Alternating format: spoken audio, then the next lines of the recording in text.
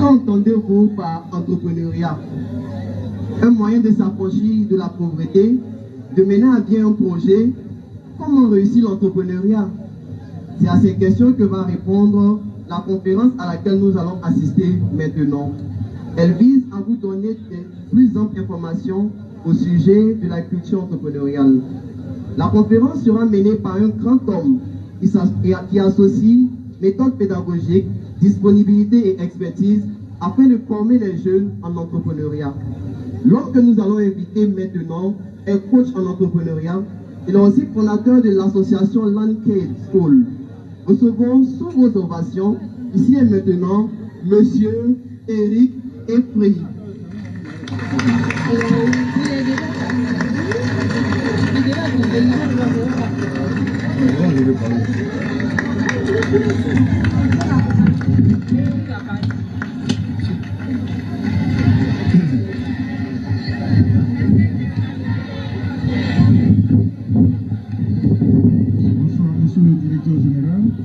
Bonsoir messieurs les directeurs, bonsoir chers enseignants, bonsoir chers élèves et étudiants. Alors de prime abord, j'aimerais remercier le directeur général ainsi que les étudiants de cette institution qui brillent par leur capacité organisationnelle. Je sens que vous êtes des bons enseignants en devenir.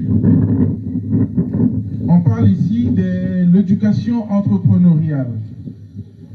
Le mot-clé, c'est entrepreneuriat. Et le mot entrepreneuriat, il faut le comprendre dans deux cadres. Lorsque nous sommes en entreprise, le mot entrepreneuriat est associé au fait économique. Et lorsque nous sommes en pédagogie, le mot entrepreneuriat est associé au mot apprentissage.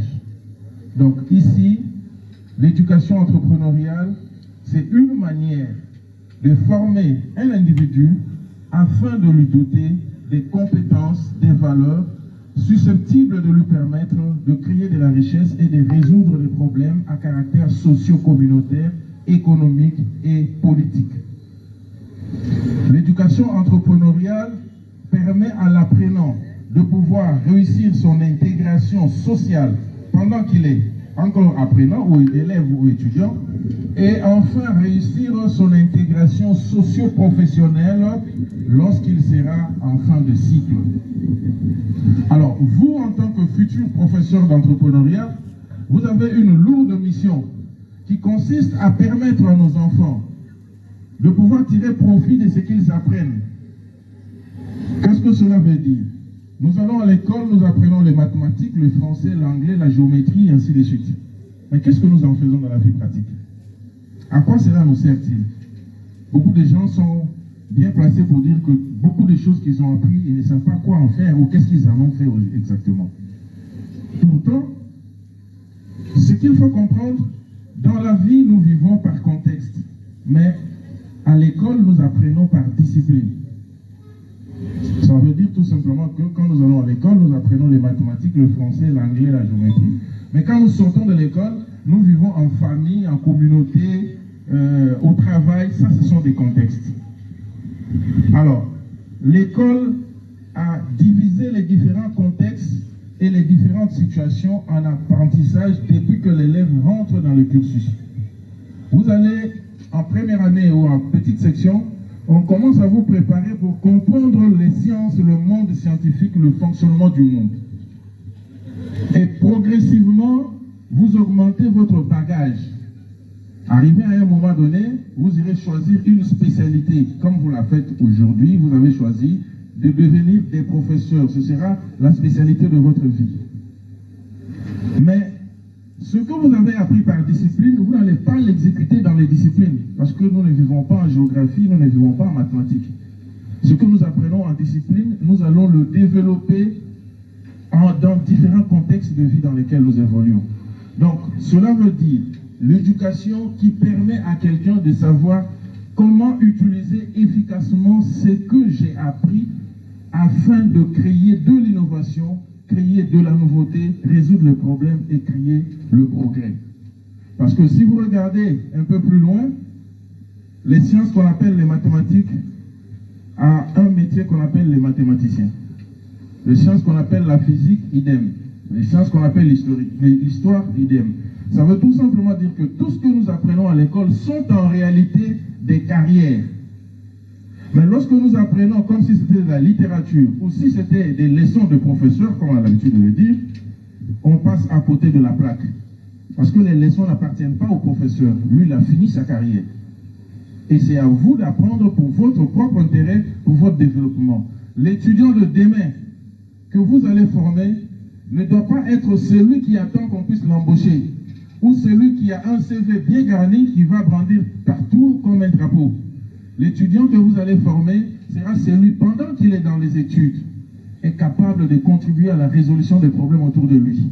Et quand il finit les études, il est capable de créer de la richesse à partir de ce qu'il a appris. S'il est médecin, il doit savoir créer de la richesse à partir de la médecine.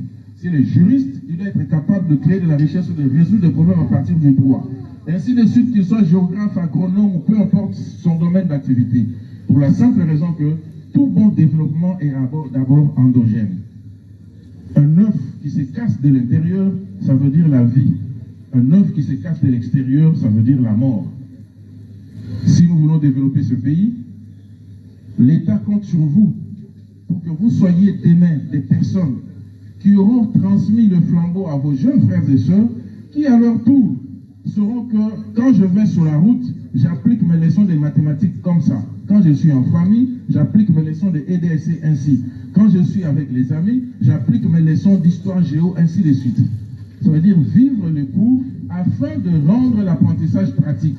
Maintenant, à l'issue de cet apprentissage, vous allez vous immerger dans la logique de projet qui fera de vous des personnes qui savent comment transformer. Nous avons beaucoup de gens qui savent critiquer, mais nous avons peu de gens qui savent transformer. Observer, analyser, poser un diagnostic, trouver les ressources qu'il faut, se donner un calendrier qu'il faut pour que vous puissiez atteindre ces objectifs dans le temps. Ensuite, identifier les ressources dont on a besoin ou qu'on doit mobiliser et se doter des moyens budgétaires en planifiant là où vous allez. Voici l'étudiant de la Côte d'Ivoire de demain. Voici l'élève de la Côte d'Ivoire de demain. Ainsi, quand il sera en face d'une administration, il sait comment on réfléchit. Quand il sera en face des problèmes socio-communautaires, il est capable de dire « cette situation n'est pas normale. Pour que ça change, voici comment je peux m'y mettre. Et voici avec qui je peux travailler. Et voici comment je peux le faire, avec quoi je peux le faire. » Bref, ça devient un acteur de développement. Et celui qui le fera en médecine nous apportera de nouveaux médicaments. Celui qui le fera en physique nous enverra certainement sur la Lune. Celui qui le fera en mathématiques nous construira de nouvelles belles villes. Celui qui le fera en français nous rédigera des beaux livres, ainsi de suite. En sciences, ainsi de suite. Voilà qui est important pour vous qui venez d'arriver pour cette vocation de professeur d'entrepreneuriat. Apprenez directement, pendant que vous êtes encore en train de mettre votre pied dans cette maison, que l'entrepreneuriat est la finalité de tous les apprentissages. Tout ce que nous apprenons finisse dans notre capacité à créer de la richesse et à résoudre des problèmes. Dans lequel cas, si c'est le contraire, ça ne vaut pas la peine de venir à l'école. Tu auras appris pour ne rien faire avec, ça ne sert à rien. Alors, si ce que nous attendons de l'élève, c'est ça, ça veut tout simplement dire qu'on attend de l'enseignant 2 fois plus. Parce qu'un homme averti en vaut 2. Vous êtes averti, ça veut dire qu'on attend de vous plus. Vous devez avoir un profil entrepreneurial avant de pouvoir le faire avec les élèves. Et je vous exhorte, chers étudiants, à vous mettre dans le profil entrepreneurial, développer vos compétences, vos capacités, pour que vous soyez des acteurs de développement du système éducatif ivoirien à demain. Merci.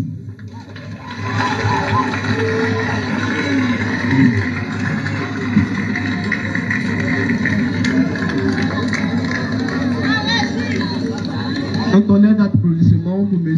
Frey, s'il vous plaît, jusqu'à ce qu'il s'asseye. La régie, merci de bien vouloir l'accompagner avec une belle mélodie. Pendant qu'il salue nos invités.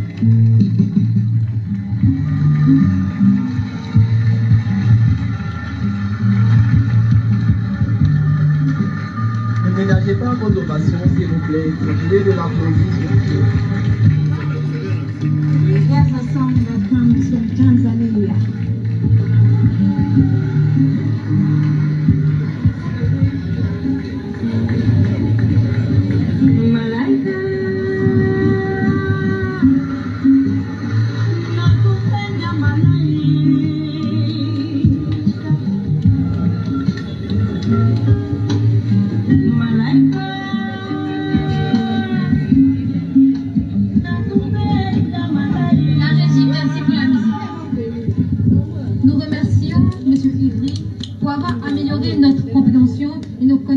sur l'éducation entrepreneuriale. Mesdames et messieurs,